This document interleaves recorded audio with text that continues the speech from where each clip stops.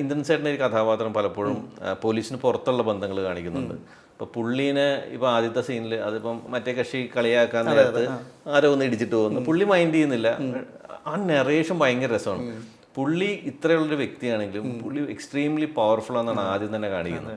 അങ്ങനെ കാണിച്ചത് കൊണ്ടാണോ അല്ലെങ്കിൽ ഈവിലായിട്ടുള്ളൊരു അടുപ്പം കൊണ്ടാണോ ഇയാള് കാണാതാവുന്നതോ കൊലപ്പെടുന്നതോ ഏതോ സീൻ പ്ലാൻ ചെയ്തത്? ഓൾറെഡി അങ്ങനെ തന്നെയാണ് പ്ലാൻ ചെയ്തത്. പക്ഷേ ഇപ്പോൾ നമുക്കപ്പോൾ കുറച്ച് സീനേ ഉള്ളൂ പുള്ളിയുടെ. അപ്പോൾ ഈ പുള്ളിയുടെ പവർ കാണിക്കാനെന്ന് വെച്ചാൽ പവറും കോണ്ടാക്ട്സും നമുക്ക് കാണിക്കണം.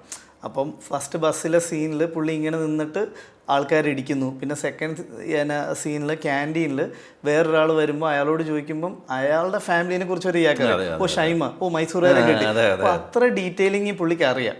അപ്പോൾ പുള്ളിയുടെ എല്ലാ സീനിലും നമ്മൾ അങ്ങനെ ഒരു എലമെൻറ്റ് വെച്ചിട്ടുണ്ട്. കാരണം പുള്ളിക്ക് പിന്നെ അജി വെള്ളയാണി വന്ന് പറയുമ്പം പിന്നെ നമ്മൾ കാണിച്ചിട്ടുണ്ട് ക്യാൻറ്റീനിൽ ഈ പുള്ളി പൈസ കൊടുക്കുന്നത്. അങ്ങനത്തെ പുള്ളിക്ക് ഈ പറഞ്ഞ പോലെ കടപ്പാടും പരിപാടിയൊന്നും ഇല്ലാത്ത അങ്ങനെ സ്ട്രോങ് ക്യാരക്ടർ.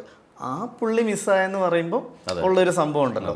പിന്നെ ഇന്ദ്രൻസേട്ടൻ മലയാളികൾക്ക് ഇന്ദ്രൻസേട്ടൻ എന്ന് പറഞ്ഞ ആർട്ടിസ്റ്റ് കാണാതാകുമ്പോൾ നമുക്കൊരു വിഷമമുണ്ടല്ലോ. ഈ രണ്ട് എലമെൻറ്റ് വെച്ചുകൊണ്ടാണ് അത് ചെയ്തത്.